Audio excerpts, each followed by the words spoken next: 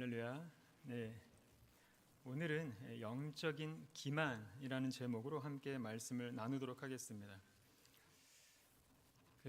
사람의 뇌는 두개골 안에 쌓여 있지요. 그래서 이 뇌는 외부와는 철저히 격리된 상태에서 오로지 시각과 후각 그리고 미각, 청각, 촉각이라는 감각을 통해서만 바깥 세상에 대한 정보를 얻게 되어 있습니다.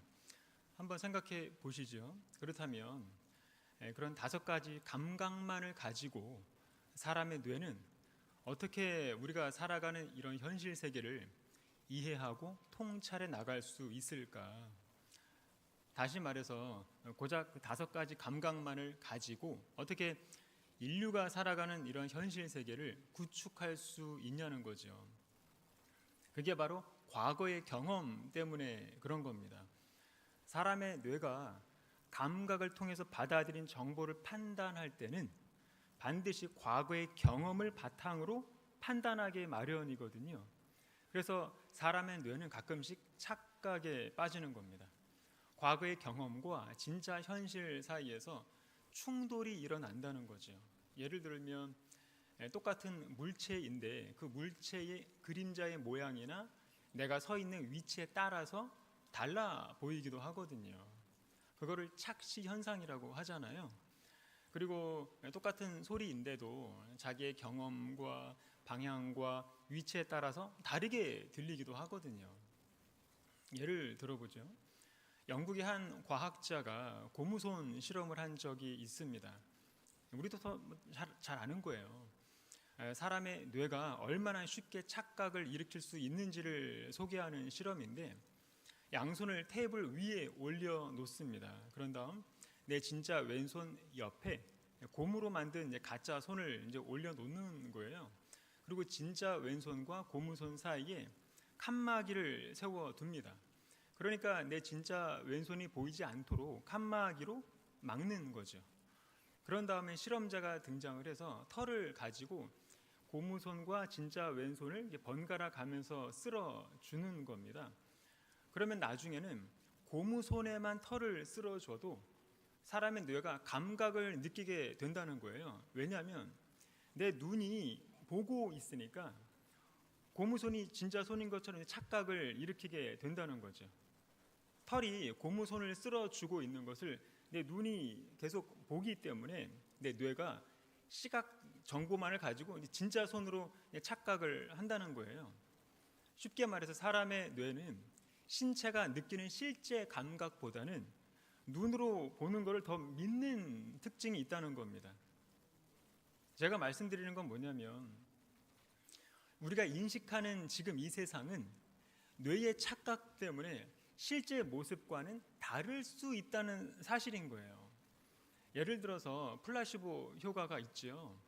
열이 높은 환자한테 의사가 아주 효과가 좋은 해열제라고 말하고는 아무 성분도 안 들어있는 그 알약을 줬더니 실제로 열이 떨어지더랍니다. 나을 거라는 믿음이 강하면 강할수록 플라시보 효과가 더 잘 나타난다는 원리거든요. 그리고 또 다른 예를 들면, 사람의 뇌는 확신이 없는 상황일 때, 그러니까 뭐가 뭔지 잘 모르는 상황일 때 보통은 승자의 편이나 다수의 편에 진리가 있다고 착각하는 경향이 있습니다.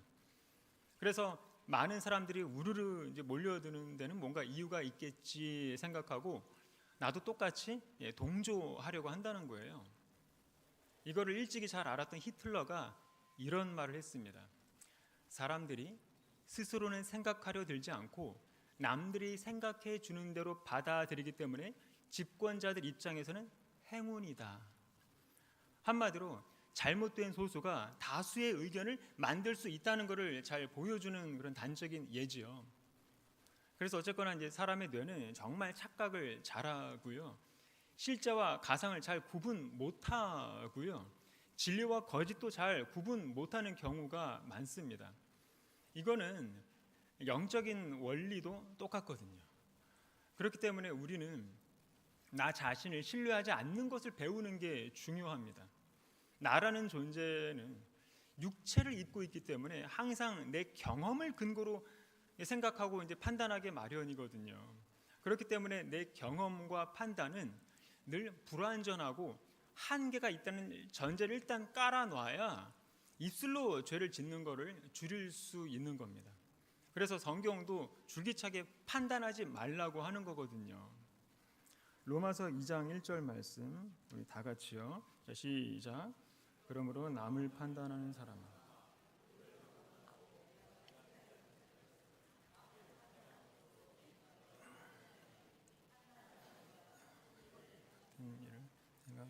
네. 교회 안에서 판단은 내가 하는 게 아니에요. 입법자 되시고 우리의 모든 마음속 동기를 아시는 공의로운 재판관 되시는 하나님만이 하시는 하나님의 고유한 영역이거든요. 그런데도 교회 안에서 자꾸 이 사람 저 사람 만나서 누군가를 쉽게 정죄하고 비난하고 판단한다는 것은 뭐냐면 그 자체가 얼마나 큰 죄인지를 모른다는 게 문제이고요. 그리고 또 자기의 판단은 다 옳고 정당하다는 착각에 빠져 있는 거예요. 나중에 하나님께서 그 모든 감춰진 비밀을 다 드러내시면 그거 다 어떻게 감당하시려고 그러는 걸까요? 그래서 바울도 뭐라고 하냐면 고린도전서 4장 4절 5절 다 같이요. 시작. 내가 자책할 아무것도 깨닫지 못하나 이러하면 못하노라. 나를 심판하실 이는 주시니 그러므로 때가 이르기 전 곧 주께서 오시기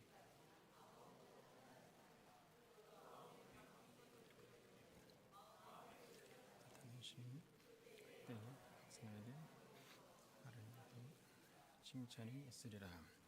네. 자, 바울이 이렇게 말한 배경이 뭐냐면 그 당시 고린도 교회는 사람을 평가하고 줄 세우는 분위기에 빠져 있었던 겁니다. 이를테면 나는 바울파다, 나는 아볼로파다, 나는 게바파다 등등. 그러면서 누가 더 훌륭한 사역자인지, 누가 더 영적인 사역자인지 사람들이 막 재판관처럼 이렇게 평가하고 있었던 겁니다. 그래서 바울이 뭐라고 하냐면 나는 너희에게 판단받는 것을 아주 작은 일로 여긴다. 심지어 나 자신도 나를 판단하지 않는다. 나를 판단하실 분은 주님이다. 이렇게 말하거든요. 이거는 겉으로 보면은 나는 떳떳하다 이렇게 보이거든요. 그런데 바로 다음에 뭐라고 하냐면 방금 읽은 구절이죠. 내가 자책할 것은 아무것도 없다고 생각한다. 하지만 그것 때문에 내가 의롭다고 인정되는 것은 아니다. 이런 말인 거예요. 이건 굉장히 정직한 말이죠. 쉽게 말해서 사람은 자기 자신을 잘 모른다는 거예요. 그렇기 때문에 내 양심이 괜찮다고 말한다고 해서 그게 하나님 앞에서도 무조건 옳다는 뜻은 아니라는 거예요. 왜냐하면 인간의 판단은 항상 세 가지 한계가 있기 때문에 그렇습니다. 첫 번째 한계는 정보의 한계입니다. 우리는 모든 사실을 다 알 수 없어요. 두 번째 한계는 동기의 한계입니다. 동기. 겉모습의 행동은 보이지만 그 사람의 마음속 동기는 절대 알 수 없다는 거예요. 세 번째 한계는 시간의 한계입니다. 지금 이 시간, 당장 보이는 것만 보고 결론을 내린다는 거예요. 미래를 몰라요, 우리는. 그래서 방금 읽은 구절에서 바울도 뭐라고 하냐면 때가 이르기 전까지 곧 주께서 다시 오시기 전까지 아무것도 판단하지 말아라.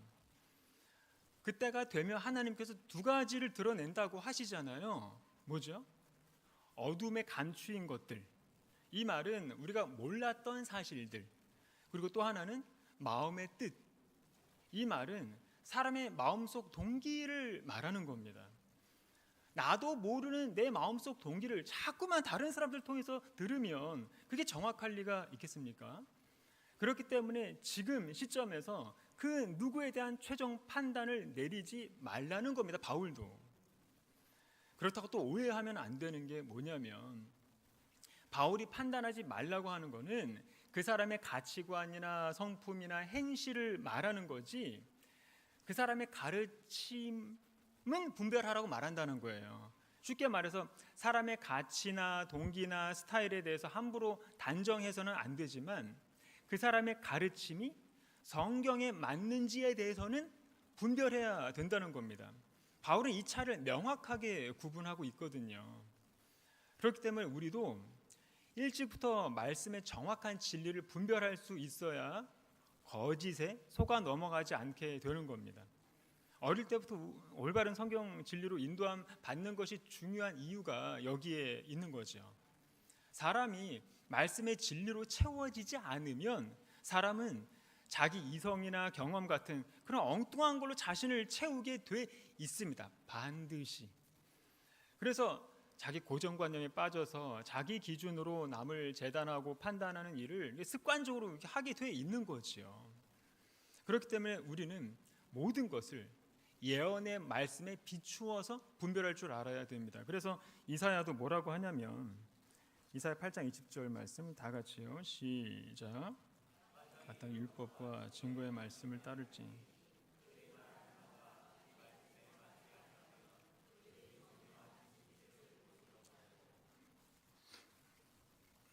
네.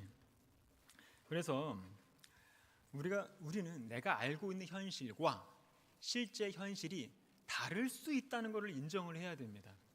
이거를 부인한다면 우리는 자기 기만의 함정에 빠질 수 있는 거죠.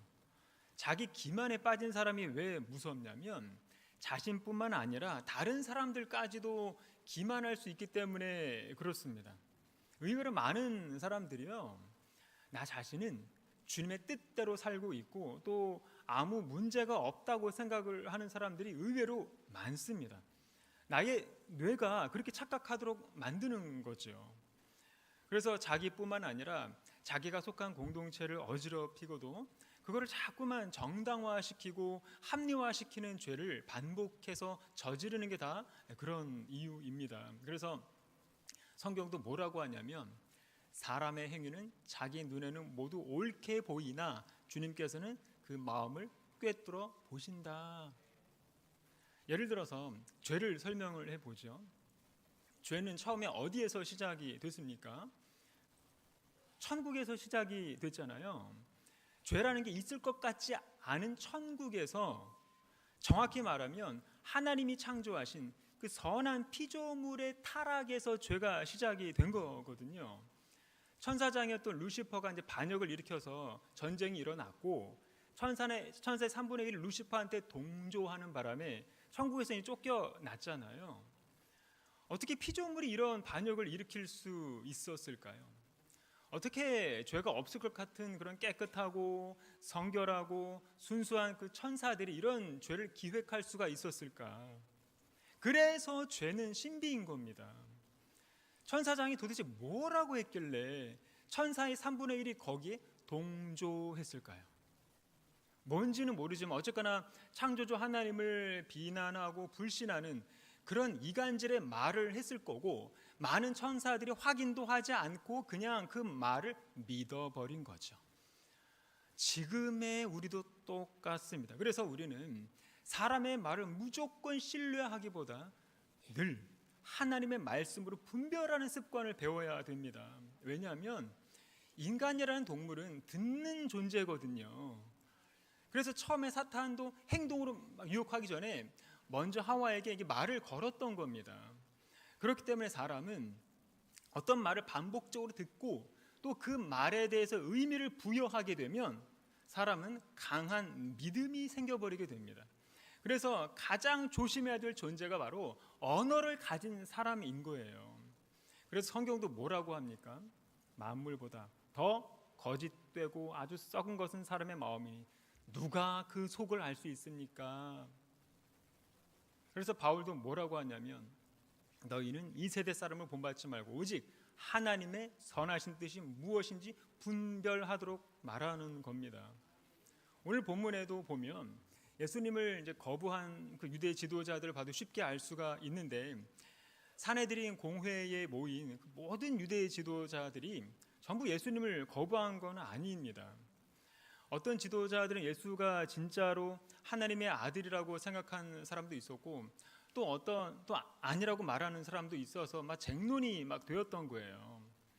그런데 그때 대제사장 가야바가 나타나서 뭐라고 말을 하냐면 49절에서 50절 다 같이요. 시작. 그 중에 한 사람 그 해의 대제사장인 가야바가 그들에게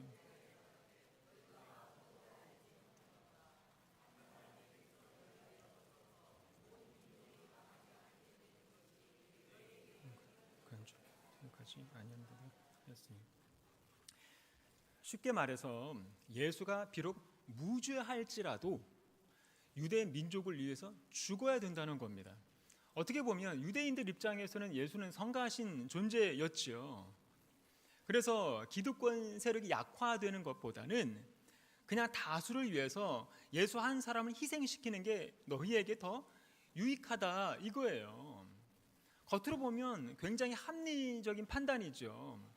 우리식으로 말하면 공익을 위한 희생이라는 논리거든요. 유대의 정치적인 현실을 보면 그게 맞아요.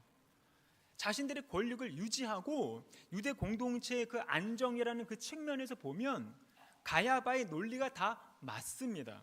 결국 이 말에 모든 공회원들이 설득을 당하는 겁니다. 쉽게 말해서 자기들이 원하는 결론에 맞는 논리였기 때문에 동의를 했던 거예요. 이걸 한마디로 확증 편향이라고 하잖아요. 그러자 그 다음에 바로 뭐라고 기록을 합니까? 53절에 이 날부터는 그들이 예수를 죽이려고 모의하니라. 그러니까 공동체의 목적을 지키는 게 더 중요했기 때문에 다른 건 하나도 귀에 들어오지 않았던 겁니다. 자, 사람은요 이렇게 뭔가 하고 싶은 욕구가 너무 강하면 자기 기만의 함정에 쉽게 빠질 수 있습니다. 왜냐하면 사람은 진실에 별로 관심이 없는 동물이거든요. 내가 원하는 결론이 있으면 그 결론을 정당화할 수 있는 이유들을 찾는다는 거예요. 사람은 지금 바리새인들이 딱 그렇잖아요. 예수는 사라져야 한다 이런 결론이 생기니까 그 다음에는 그 결론을 합리화시킬 이유들을 이렇게 찾는 겁니다. 공동체를 위해서, 질서를 위해서, 하나님을 위해서 이런 식으로요. 예를 들어서 교회 안에 누군가가 마음에 안 든다는 결론이 정해지면 그 다음부터는 이 결론을 정당화시킬 이유들을 만들어내기 시작한다는 거예요. 사람은 그 이유들이 무슨 공동체의 질서를 위해서다, 하나님의 뜻이다 그러면서요. 그런데 그 이유들을 가만히 들어보면 전부 다 터무니없는 이유라는 것을 알 수 있거든요. 이게 인간이란 존재의 본질인 거예요. 본문을 잘 보시면 예수를 죽이기로 결정한 사람들은요 세상 사람들이 아니에요. 성경의 진리를 가장 잘 아는 종교 지도자들이었다는 거예요. 이게 성경이 우리에게 던지는 굉장히 불편한 질문이라는 거죠. 우리도 마찬가지입니다. 그리스도인들이 자기의 의지나 자기의 꿈, 자기 비전을 이루고 싶은 욕구가 너무 강하면 뭐든지 자기 주변에서 들려지는 것들을 전부 성령의 음성으로 착각을 하게 되고요. 또 성경 안에서 그 근거 구절들을 기가 막히게 잘 찾아냅니다. 그렇기 때문에 교회 역사에서 늘 위험했던 순간은 언제냐면 사람의 욕망이 하나님의 뜻이라는 언어를 입을 때가 가장 위험하다는 거예요. 왜냐하면 바로 그 순간부터 자기 기만이 발동이 되거든요. 또 다른 예를 들어보지요. 모세에 대해서 반기를 들었던 고라, 다단, 아비람이 있습니다. 이 사람들은 자신들이 꾸미는 반역을 반역으로 생각하지 않았지요. 옳다고 확신하면서 이를 추진했던 사람들입니다. 그래서 이 사람들의 설득에 많은 사람들이 이제 동의를 하잖아요. 그 동의를 근거로 이거는 하나님의 뜻이라고 믿어버린 겁니다. 그렇기 때문에 다수의 사람들이 동의를 했다는 것만 가지고 그것이 하나님의 뜻이라고 착각을 해서는 안 되는 겁니다. 왜냐하면 다수라는 논리에 잘 속는 동물이 사람이거든요. 자, 고라, 다단, 아비람 이 추종 세력들은요 아주 열심히 움직였습니다. 모세를 쫓아내고 자신들과 맞는 사람이 지도자의 자리를 차지해야 된다는 그런 합당한 이유들이 다 있었던 거예요. 그리고 하나님도 자기들 편이라고 확신을 했던 겁니다. 하나님의 말씀이 모세에게 임하고 있다는 그 사실을 늘 목격하고 경험을 했음에도 불구하고 자기 기만의 함정에 빠져버렸던 거예요. 그렇기 때문에 우리도 하나님의 말씀과 성령의 인도하심을 볼 수 있는 눈과 귀를 가지지 못하면 이 사람들처럼, 그리고 본문에 나오는 유대 지도자들처럼 똑같이 자기 기만의 덫에 빠지게 되는 겁니다. 그러면 둘 중에 하나가 되는 거죠.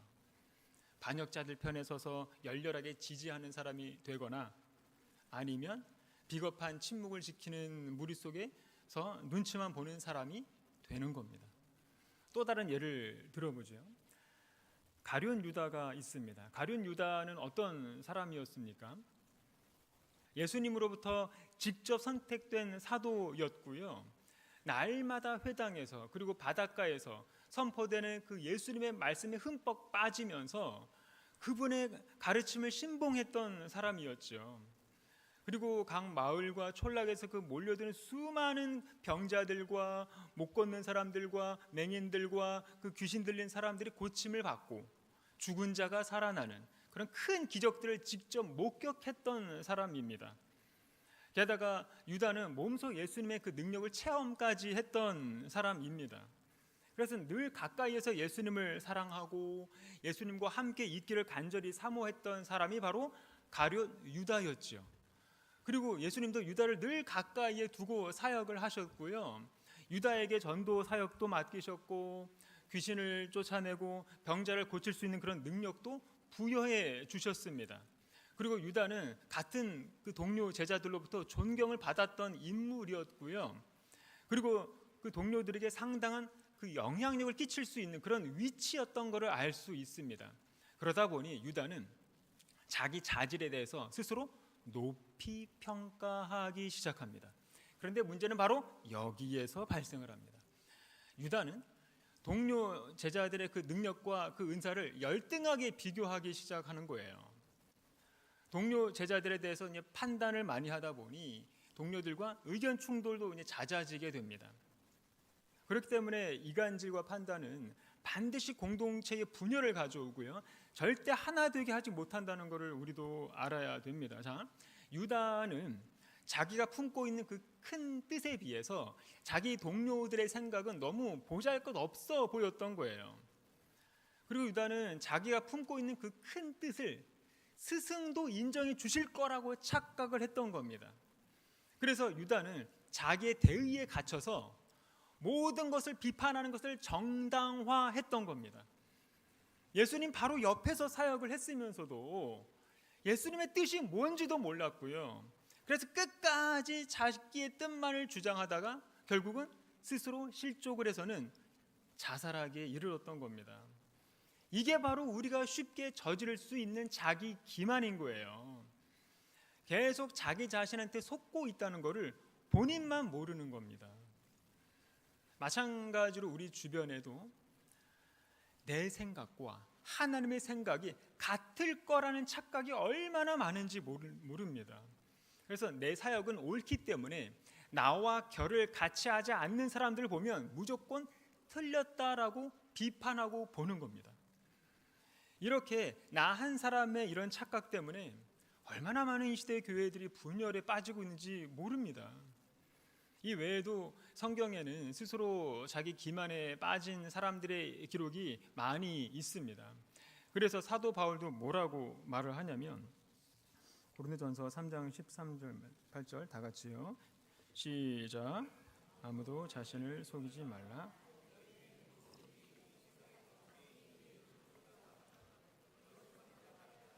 그래, 지혜로운 자가 되리라. 이 구절은 쉽게 이해가 되지 않지요. 왜냐하면 우리는 보통 다른 사람들이 나를 속인다고 생각을 하지 내가 나를 속일 수 있다고 생각을 하지 않는다는 거예요. 그런데 성경은 내가 나를 속일 수 있다고 말을 합니다. 사람은 충분히 자기 기만에 빠질 수 있다는 말입니다. 자, 자기를 속이는 방법은 몇 가지가 있는데 첫 번째로 자기 변명이 있습니다. 내가 뭔가 말이나 행동을 잘못했을 경우 그러지 말 걸 하면서 후회하고 끝내면 상관이 없는데, 그런데 거기서 이제 더 나아가서 내가 그렇게 했던 거는 다 이유가 있었어, 이러면 이때부터는 이제 자기 변명이 되는 거죠. 자기 변명이 바로 자기 기만으로 발전되는 겁니다. 이런 사람들은 자기가 뭘 잘못했는지를 전혀 인식하지 못하고요, 오히려 자기가 잘한 거라고 스스로 설득하기 시작을 하고요, 매사에 자기 합리화를 시키게 됩니다. 그래서 중요한 건 뭐냐면, 살면서 저지르는 실수에 대해서 있는 그대로 받아들이고 그 실수에 대해서 회개하고 낮아지는 자세로 임하면 되는 겁니다. 그렇지 않으면 사람은 반드시 자기 기만에 빠지게 되는 겁니다. 자기를 속이는 방법 두 번째로 자기 연민이 있습니다. 사탄은 단번에 바로 공격하고 바로 반역하려고 충동질하지 않습니다. 아주 천천히 느긋하게 우리의 마음을 움직인 다음에 최후의 일격을 가하는 방법을 사용을 하거든요. 마찬가지로 우리가 자기 기만에 빠지기 전에는 반드시 아주 사소한 감정의 변화가 먼저 일어나게 돼 있습니다. 대부분 사소하게 시작을 합니다. 고라 자손이 아침에 기상하자마자 바로 반역을 한 게 아니잖아요. 고라는 모세의 사촌인데다가 레위 자손이었음에도 불구하고 제사장 직분을 갖지 못했기 때문에 아주 서서히 질투와 불만이 스멀스멀 올라왔던 거예요. 그래서 사소하게 한두 마디씩 이렇게 불만을 제기하면서 모세를 이제 반대하기 시작을 하는 겁니다. 그런 서운한 감정과 자기 연민의 감정이 고라의 마음을 서서히 병들게 만들었던 거죠. 사람은요, 서운한 감정이 생기기 시작하면 정의가 보이지 않고요, 상식이 통하지 않게 됩니다. 자기의 상처받은 감정에 사로잡히게 되면 내 상처받은 감정이 우선이 되어버리기 때문에 이때부터는 그 누구의 말도 귀에 들어오지 않게 되거든요. 이 공동체에서는 내가 불쌍한 사람이고 내가 억울한 사람이다, 이렇게 자기 연민에 빠지게 되면 이때부터 내가 하는 그 모든 말과 행동은 다 정당하다고 생각을 하게 됩니다. 그렇게 되면 그 사람은 영적인 감각이 완전히 마비가 되고요, 아무것도 분별하지 못하게 되는 거예요. 그래서 주로 자기 상처에 매인 사람들이 자기 기만으로 이어질 확률이 굉장히 높은 거죠. 하지만 그럼에도 불구하고 하나님은 끊임없이 그 사람의 양심에다가 빛을 비추어 주신다는 것을 알아야 됩니다. 그렇기 때문에 자기 연민의 감정을 주님 앞에 내려놓고 철저히 그 말씀의 빛 앞에 나를 적나라하게 오픈을 해서 주님의 손길로 친히 만져달라고 겸손하게 엎드리는 모습이 있어야 됩니다. 그래서 나를 덮고 있는 자기 기만에서 눈을 떠야 되고요, 착한 사람이라는 그런 가짜 외투 속에 숨어있는 그런 나 자신을 버릴 수 있어야 되는 겁니다. 자, 그러면 어떻게 해야 될까요? 인간관계에서 흔히 생기는 그런 비판, 분노, 시기, 질투는 증상일 뿐이지 문제가 아니죠. 그 근본 원인은 내가 하나님께 인정받지 못한다고 생각하기 때문에 생기는 거잖아요. 하나님의 인정과 하나님의 은혜가 내 안에 충만하게 채워져 있지 못하고 텅 비어있기 때문에 공허한 거고요. 그래서 자꾸만 다른 사람들의 인정을 가져다가 이렇게 채우려고 하는 거거든요. 그게 채워지지 않으니까 계속 비판, 분노, 시기, 질투가 나오는 겁니다. 쉽게 말해서 은혜가 없어서 그래. 은혜가 있으면 이런 모습도 감사하고 저런 모습도 감사하고 범사에 감사한 건데 그 속에 은혜가 없으니까 비난과 정죄밖에 안 나오는 거예요. 그 속에서. 이게 다 자존감이 낮기 때문에 그런 겁니다. 자존심 말고 자존감의 문제라는 거예요. 자존심은 나와 다른 사람들과의 그런 비교에서 나오는 감정이잖아요. 그런데 자존감은 비교가 아니라 나는 하나님의 자녀라는 절대적인 만족감에서 나오는 걸 말하는 겁니다. 나한테 하나님의 은혜가 있는데, 내가 뭐하러 의기소침에 빠지고 내가 뭐하러 남과 비교하겠습니까? 그렇기 때문에 나는 하나님으로부터 인정을 받고 있다. 이런 마음의 확신이 중요한 겁니다. 많은 사람들이 이런 자존감이 없기 때문에 자존심을 내세우고요, 교회를 다니면서도 하나님을 믿으면서도 우울증에 걸리는 거예요. 은혜가 없으니까. 그래서 우리는 모두 예수님께 가서 치료받아야 되는 존재들인 겁니다. 예수님 앞에서 나 자신을 버리고 죽어야 되는 거죠. 내 자아가 예수님과 함께 십자가에 못 박히지 않았기 때문에 자꾸만 내 자아를 사랑하고 내 자아가 대접받기를 원하는 거거든요. 그래서 우리는 끊임없이 예수님의 그 십자가 앞에서 내가 얼마나 큰 죄인인지를 봐야 되고요, 십자가의 사랑이 나 같은 죄인을 위해서 무엇을 했는지를 깨달아야 됩니다. 내가 죄인이라는 그런 겸손한 깨달음의 시작, 그 시작이 바로 하나님의 인정을 받는 출발점이라고 말씀하고 있는 겁니다. 성경이. 누가복음 18장 13절 말씀에 보면 세리는 멀리 서서 감히 눈을 들어 하늘을 쳐다보지도 못, 다만 가슴을 치며 이르되 하나님이여 불쌍히 여기소서 나는 죄인으로소이다 하였느니라. 이런 겸손한 고백이 은혜의 시작이 되는 겁니다. 자, 그래서 이런 자기 기만의 문제를 교회적으로 한번 살펴보고 같이 한번 적용을 해보도록 하겠습니다. 계시록 3장 17절 말씀 다 같이요. 시작. 내가 말하기를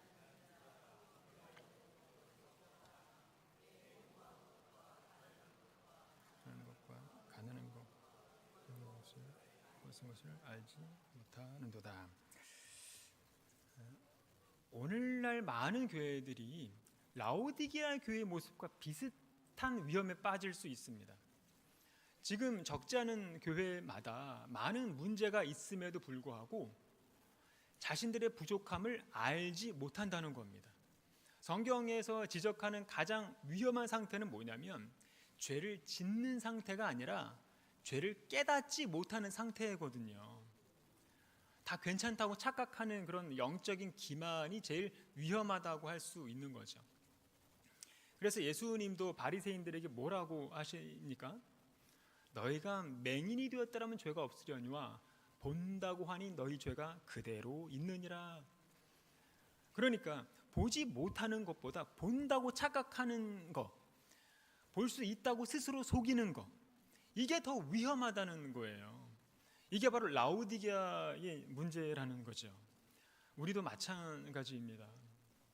공동체를 하나님 앞에서 계속 점검을 하고 공동체의 그 부족함이 무엇인지 인식을 하고 경계를 해야 되는데 이미 괜찮다, 이미 문제가 없다, 충분하다고 이제 착각을 하면서 스스로 만족해 버리는 위험이 있습니다. 그래서 성경이 끊임없이 충고하는 게 뭐냐면 바로 자기 점검입니다. 바울은 선줄로 생각하는 자는 넘어질까 조심하라 그랬고, 잠언에서는 스스로 지혜롭게 여기지 말라, 그리고 시편에서는 하나님이여 나를 살피사 내 마음을 아시고 나를 시험하사 내 뜻을 아옵소서, 그리고 베드로는 나는 절대로 주님을 버리지 않겠다고 해놓고 3번이나 부인하잖아요. 그래서 성경이 끊임없이 인간의 자기 확신을 경계하는 이유가 다 그런 겁니다. 가장 믿을 수 없는, 가장 깨지기 쉬운 질그릇 같은 존재가 바로 인간이거든요. 그래서 예수님도 뭐라고 하시죠? 누구든지 나를 따르려거든 자기를 부인하고 나를 따르라고 하셨던 겁니다. 근데 라오디게아 교회는 자기 만족, 자기 확신에 취해버려서 예수님을 절대 의존하지 않는 그런 교회였던 거예요. 부족한 것이 없다 그랬으니까. 그래서 바로 다음 구절에 보면 굉장히 아이러니한 장면이 나오는데 예수님이 라오디게아 교회에 이렇게 말씀하시는 장면이 나옵니다. 계시록 3장 20절 우리 다 같이요. 시작. 볼지어다 내가 얻는 것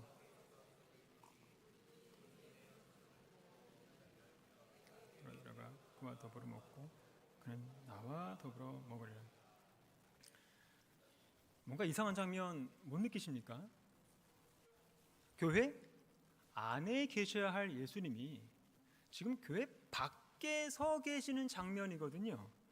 이 구절은 성경에서 몇 번 안 나오는 가장 아이러니하고 가장 서늘한 장면 중에 하나입니다. 왜냐하면 이 교회는 지금 스스로 부족한 것이 없다고 말하는데 정작 교회 주인은 밖에 계시면서 교회 문을 두드리게 만들고 있는 거예요. 우리는 어떤가요? 지금 예수님이 내 인생에 또는 우리 교회에 주인의 자리에 계신 거 맞습니까? 그게 아니면서 괜찮다고 말하는 그런 자기 기만에 빠져 있는 거는 아닌가요?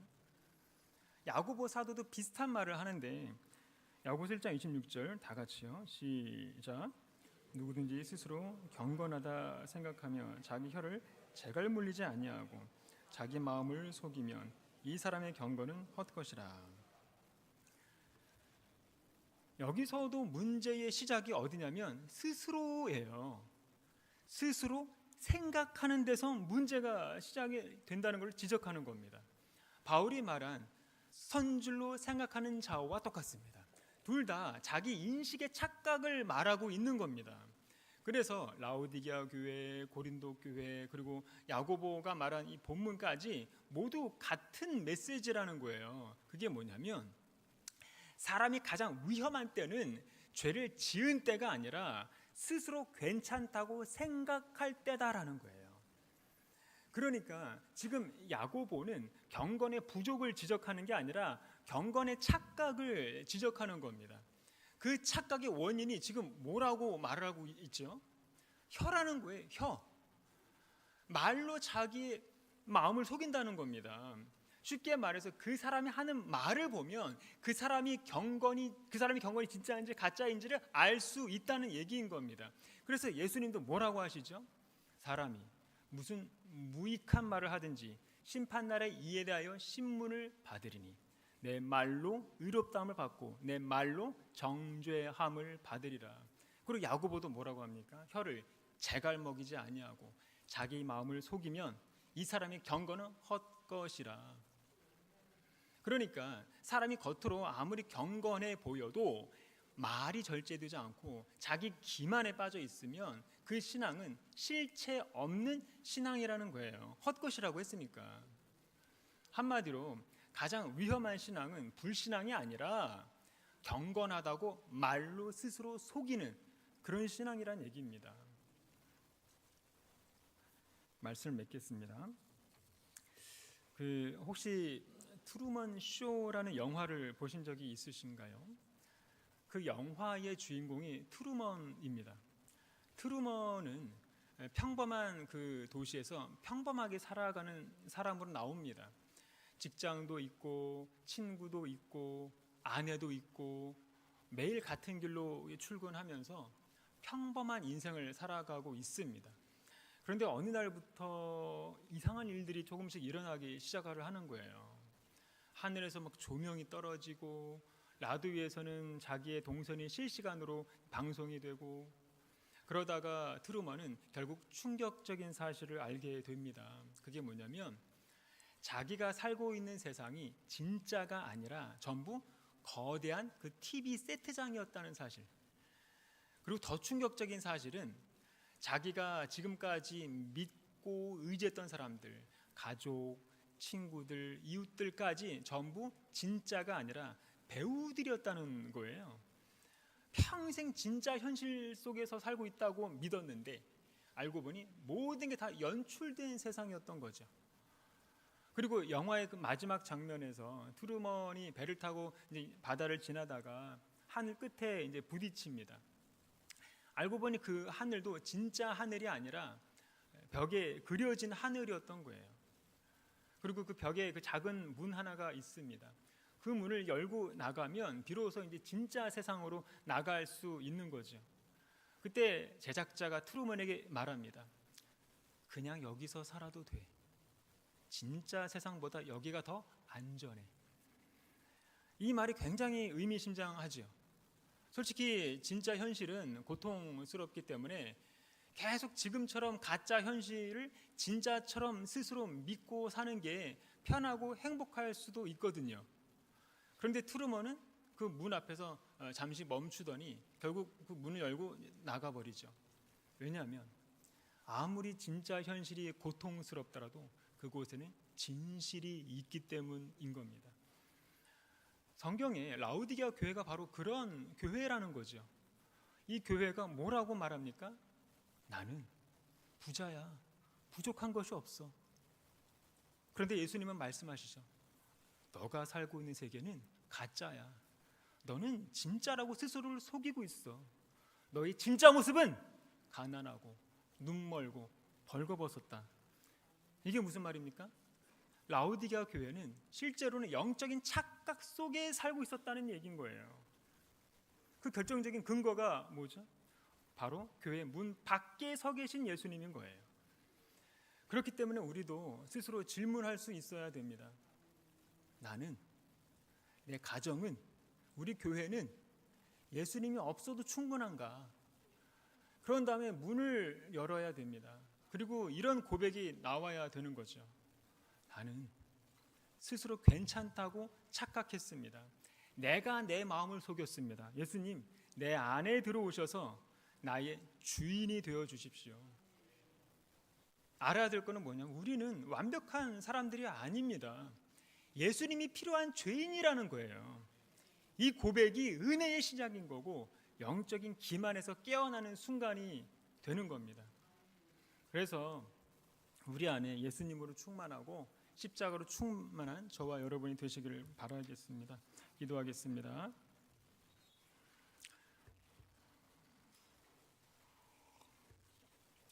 이 시간 다 같이 말씀을 생각하면서 합심해서 기도하도록 하겠습니다. 오늘도 예수님의 첫사랑 회복하는 신앙인들이 되도록 기도하시기를 바랍니다. 이전 것은 지나갔으니 새 것이 된 존재답게 오늘 하루의 삶이 그리스도와 동행하는 마지막 삶인 것처럼 최선을 다하는 삶이 되게 해달라고 기도하시고, 우리는 예수가 없기 때문에 속는다는 것을 알아야 됩니다.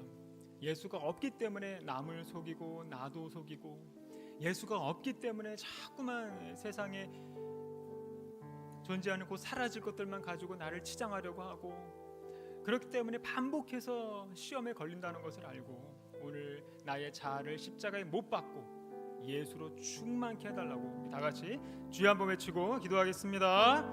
주여, 사랑과 은혜가 충만하신 하나님 아버지, 은혜에 감사를 드립니다. 지금 나의 상태를 알게 해주시옵소서.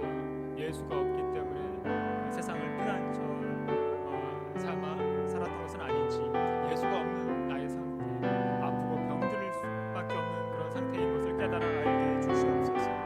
예수가 없기 때문에 세상 것들을 자랑 삼아 살아가는 그 나의 모습, 그 모습이 행복인 줄 알았습니다. 예수 안에 그런 세상의 부와 명예와 출세가